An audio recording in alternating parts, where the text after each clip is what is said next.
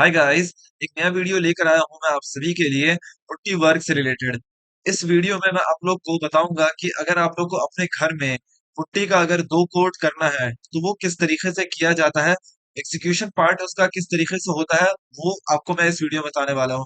फिर दूसरी चीज कि उसके लिए क्या मटेरियल की रिक्वायरमेंट होती है और क्या लेबर चार्ज आता है। ये तीनों चीज मैं आपको बताऊंगा इस वीडियो में। कंप्लीट वीडियो देखना। आपको क्या चार्ज होता है उसका, किस तरीके से किया जाता है और क्या मटेरियल की रिक्वायरमेंट होती है, ये तीनों चीज आपको इस वीडियो में कंप्लीट पता लग जाएगा। ठीक है, चलो अब स्टार्ट करते हैं अपने इस वीडियो को। देखो, सबसे पहली चीज तो ये समझो कि अपने को प्रोडक्ट कौन सा यूज करना है। मार्केट में दो तरीके का पुट्टी अवेलेबल होता है। एक तो है एक्रिलिक पुट्टी और दूसरा है cement putty.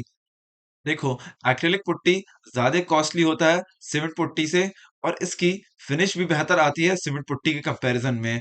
Acrylic putty use करते हैं मेनली इंटीरियर्स के लिए और सीमेंट पुट्टी यूज करते हैं एक्सटीरियर्स के लिए। और देखो, एक्रिलिक पुट्टी और अपना सीमेंट पुट्टी दोनों ही वाटर रेजिस्टेंट होता है, लेकिन एक्रिलिक पुट्टी में ये प्रॉपर्टी ज्यादा बेहतर तौर से देखी जाती है बजाय सीमेंट पुट्टी के। और एक्रिलिक पुट्टी के इसी प्रॉपर्टी की वजह से इसको प्रेफर किया जाता है इंटीरियर्स के लिए। तो दोस्तों, ये था कुछ बेसिक इन्फॉर्मेशन पुट्टी से रिलेटेड। अब शुरू करते हैं अपना मेन पार्ट, यानी एग्जीक्यूशन पार्ट। अब इस पार्ट में हम लोग जानेंगे कि किस तरीके से पुट्टी को लगाया जाता है दीवार में, दो कोट पे। ठीक है, और उससे पहले पुट्टी को हम लोग बनाते कैसे हैं, क्या रेशियो यूज करते हैं, वो भी चीजें मैं आपको बताऊंगा। तो देखो, पुट्टी के मिक्सिंग का जो थंब रूल रेशियो है वो है 1:2। यानी एक पार्ट वाटर में दो पार्ट पुट्टी मिलाया जाएगा। एग्जाम्पल के तौर पे, अगर मान लेते हैं कि आपने 10 लीटर पानी लिया है, तो उसमें आप 20 किलो पुट्टी मिलाएंगे। और उसके बाद आपके पास दो ऑप्शन होता है। या तो आप मैनुअली मिक्स कर लो उसको, जैसा कि आप सामने देख रहे हो, या तो फिर आप मशीन से मिक्स कर लो, जैसा कि आप अभी सामने देख रहे हो। दोनों ही मेथड एफिशिएंट होता है, कोई भी आप मेथड यूज कर सकते हो। देखो, अब जब लगाने की इसकी बारी आती है तो आपको क्या करना है।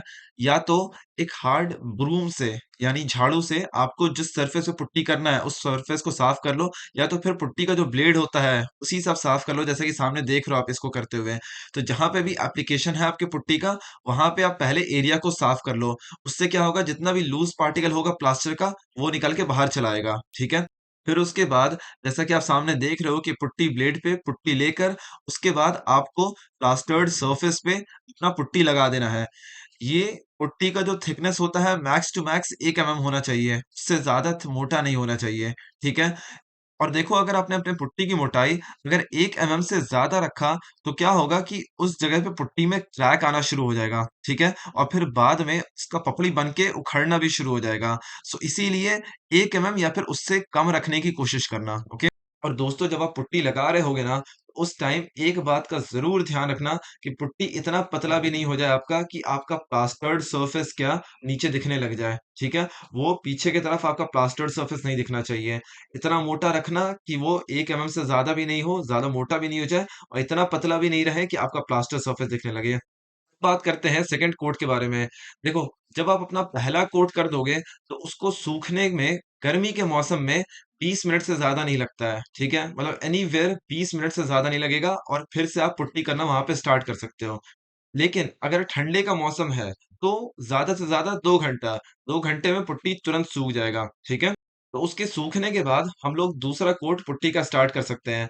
यहाँ पे आप सामने देख सकते हो कि पुट्टी का जब दूसरा कोट स्टार्ट किया जा रहा है, उससे पहले क्या करना है हम लोग को कि अपने दीवार को हमें फिर से साफ कर लेना है। ठीक है, पुट्टी के ब्लेड से ही साफ कर लेना है उसको। ठीक है, क्यों साफ करना है ये हमें, क्योंकि क्या होता है कि पहला कोट जो पुट्टी किया है, तो कहीं पे हो सकता है कि इम्परफेक्शन रह गया हो, कहीं पे हो सकता हो कोट क्या थोड़ा सा एक्स्ट्रा लग गया हो, कहीं पे थोड़ा कम लगा हो। तो जहां पे एक्स्ट्रा लग गया होगा वो थोड़ा सा झड़ जाएगा वहां से। ठीक है, तो मतलब है कि एक एक बराबर लेवल आ जाएगा।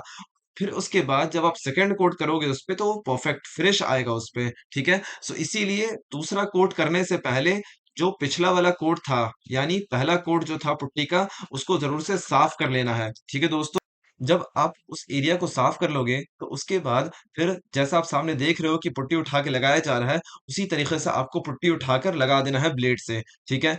और इस चीज़ का ज़रूर से ध्यान रखना है कि पुट्टी की मोटाई जो है वो 1.5 एमएम से ज़्यादा नहीं आए। 1.5 एमएम दोनों कोट को मिला के, ठीक है? अगर मान लो आपने पहला कोट 1 एमएम का किया था, तो दूसरा कोट आधे एमएम से ज़्यादा का मत रखना, ठीक है? एनीवेयर दोनों कोट मिला के 1.5 एमएम से ज़्यादा नहीं होना चाहिए। क्यों नहीं होना चाहिए?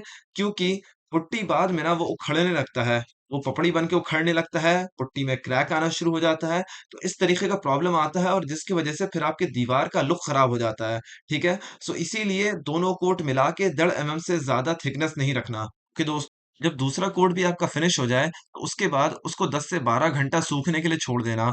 जब वो 10-12 घंटा सूख जाएगा, उसके बाद फिर आपको प्राइमर कर लेना उसपे 2 कोट और फिर उसके बाद उसपे पेंट कर लेना। आपका दीवार रेडी हो जाएगा फॉर यूज़। देखो अब बात करते हैं इसके लेबर चार्ज के बारे में। देखो कम से कम जो इसका लेबर चार्ज रहता है वो 4 रुपए रहता है और मैक्सिमम टू मैक्सिमम 7 रुपए जाता है पर स्क्वायर फीट, ठीक है?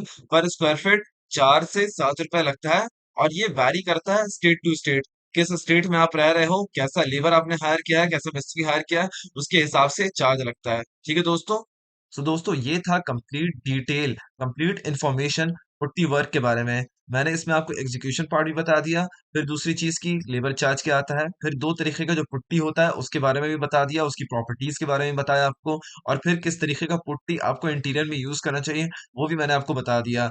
सो दोस्तों उम्मीद करता हूँ कि आप लोग को ये वीडियो बेहद पसंद आया होगा और चलो अगले वीडियो में मिलते हैं कुछ नए और इंटरेस्टिंग इन्फॉर्मेशन के साथ। तब तक के लिए बाय-बाय।